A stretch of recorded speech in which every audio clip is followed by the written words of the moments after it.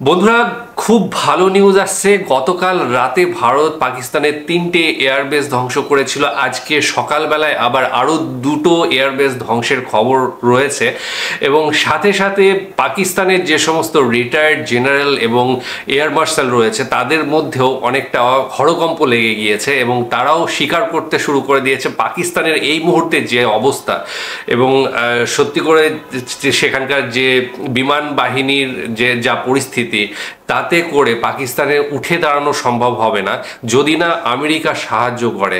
তো এই রিপোর্ট আমরা হঠাৎ করে পাচ্ছি না, এটা বারবার বিভিন্ন জায়গায় আমরা দেখতে পাচ্ছি। পাকিস্তানের যে প্রতিরক্ষা মন্ত্রী রয়েছে তার যে সমস্ত মন্তব্যগুলো উড়ে আসছে সেগুলো তো বলাই বাহুল্য, মানে বালখিল্য ধরনের কিছু কথাবার্তা রয়েছে। এবং সাথে সাথে আজকে পাকিস্তানের প্রধানমন্ত্রী হঠাৎ করে যে পরমাণু যে কমিটি রয়েছে সেই কমিটির সঙ্গে মিটিং করেছে, যেটা কিনা একটা কি বলবো, মানে ভয়ের একটা উদ্রেক সৃষ্টি করেছে তাদের মধ্যে, যে ভারত হয়তো এবার পুরো শক্তি নিয়ে আঘাতে নামবে এবং পাকিস্তানের যা অবস্থা তাতে তাদের ক্ষেত্রে রিটালিয়েট করার ক্ষমতা তাদের কাছে নেই। এবং সাথে সাথে এটাও ঠিক যে তারা ভয় দেখাতে চাইছে যে সারা বিশ্বকে, যে আমরা না থাকলে কেউ থাকবে না। এই কথাটাই ঠিক পাকিস্তানের প্রধানমন্ত্রী বলেছেন এবং বিশ্বকে জানিয়েছেন যে আমরা যদি না থাকি তাহলে আমরা কাউকে থাকতে দেবো না, পরমাণু আঘাত হবে। যার ফলেই হয়তোবা অন্যান্য বিশ্বের বড় বড় নেতারা হয়তো এখানে ঢুকতে চাইবে, কিন্তু আদতে সেই কাজটা কিন্তু আর সফল হবে না বলে যেটা মনে হচ্ছে। যাই হোক, মাসুদ আখতার পূর্ব এয়ার মার্শাল রয়েছেন, যিনি এক সপ্তাহ আগেও বিভিন্ন ধরনের বড় বড় বুলিয়া ওড়াচ্ছিলেন যে ভারত কি করবে, ভারতের এয়ার ডিফেন্স এতটা শক্তিশালী নয়, ভারতের কাছে আমাদের পাকিস্তানি এয়ার ডিফেন্স অনেক বেশি শক্তিশালী, এয়ার অ্যাটাকও খুব বেশি ভাবে শক্তিশালী। তো সেই এয়ার মার্শালের আজকের দিনে যে তিনি ইন্টারভিউ দিয়েছেন তাতে করে সেটা মনে হচ্ছে না। তাতে করে তিনি যা বলছেন যে সেটা হচ্ছে যে পাকিস্তানের বাঁচার জন্য আমেরিকাকে প্রয়োজন হবে এখন একমাত্র, তাছাড়া আর কোনো উপায় নেই। তো যাই হোক, ভিডিওটা দেখবো, তারপর আরো কথা হচ্ছে। Leadership job is to look into the future. जी आज जो हुआ है, this should rattle all of us. ये बड़ा मुश्किल वक्त आ गया है। উনি বলছেন it should rattle all of us. আসলে গতকাল রাত্রিবেলায় যা ঘটনা ঘটিয়েছে ভারতীয় বিমান বাহিনী, তাতে করে পাকিস্তানের যে এয়ার ডিফেন্স পুরোটাই নষ্ট হয়ে গিয়েছে, তাদের এয়ারবেস নষ্ট হয়ে গেছে, এয়ারক্রাফট নষ্ট হয়ে গেছে এবং যেখান থেকে ফাইটার জেট উড়ান ভরে সেই পথও কিন্তু নষ্ট করে দিয়েছে ইন্ডিয়ান এয়ারফোর্স। যার ফলে কিন্তু পাকিস্তানের এই যে পরিস্থিতি সেটা কিন্তু চুরমার হয়ে গিয়েছে, এয়ার ডিফেন্স পুরো নষ্ট হয়ে গিয়েছে, অ্যাটাক করা তো দূরের কথা। এবং সেটাই তিনি বলতে চাইছেন, ইট শুড র্যাটল অল অফ আস। इसका हमारे पास एज ऑफ नाउ कोई जवाब नहीं है और मेरे ख्याल में तो सूरत हाल परेशान से परेशान कुन होती जा रही है, बिकॉज डी एस्केलेशन नहीं होने वाली इस तरह से जब तक कि अमेरिका प्रेशर नहीं डालेगा। তো সুরতে হাল পাকিস্তানের এখন যা অবস্থা, তাতে পাকিস্তানকে বাঁচার জন্য আমেরিকার হস্তক্ষেপ দরকার, এটা পূর্ব যিনি এয়ার মার্শাল রয়েছেন তিনি বলছেন।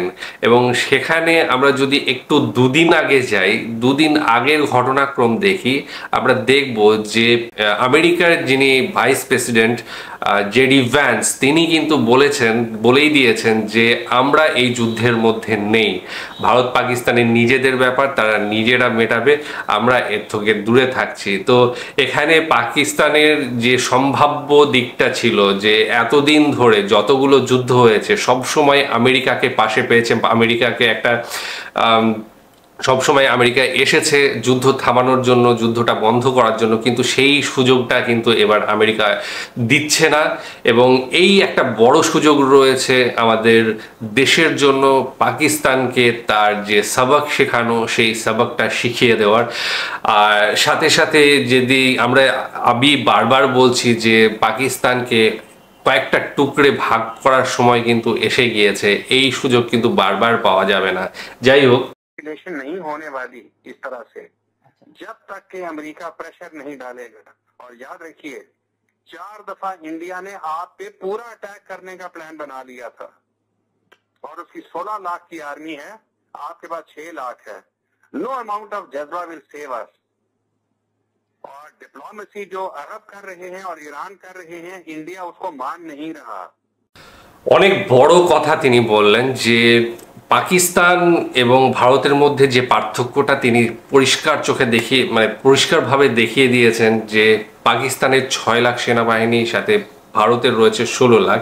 এবং সবচেয়ে বড় যেটা কথা বললেন তিনি হচ্ছে যে ভারত ডিপ্লোমেসিও শুনছে না, ভারত না আরবের শুনছে না ইরানের শুনছে। আরবকে খাড়িখটি শুনিয়ে দেওয়া হয়েছে যে আরবের যে প্রস্তাব ছিল সেটাকে সরিয়ে দিয়েছে এবং সাথে সাথে ইরানকে তো কোনোভাবেই তোয়াক্কা করা হয়নি, কারণ ইরানের যে মিসাইল রয়েছে সেই মিসাইল দিয়ে কিন্তু পাকিস্তান অ্যাটাক করেছিল এর মধ্যেই। তো সুতরাং ইরানের কথার কোনো মূল্য এখানে নেই। যাই হোক, 2016-তে আমরা যখন S-400 কেনার জন্য ডিল করছি তখন কিন্তু বাইরের প্রচুর বড় বড় শক্তি আমেরিকা, তারপর ইউরোপীয় ইউনিয়ন, এদের চাপ প্রচুর ছিল এবং S-400 যাতে আমরা কিনতে না পারি সেই চেষ্টা কিন্তু বারবার হয়েছে। কিন্তু আলটিমেটলি আমরা সেই S-400 কিনেছি এবং তার যে উপযোগিতা সেটা আমরা এখন হাড়ে হাড়ে টের পাচ্ছি। এবং এর পেছনে কিন্তু একজনের কথা অবশ্যই মাথায় রাখতে হয়, তিনি হচ্ছেন মনোহর পারিক্কর।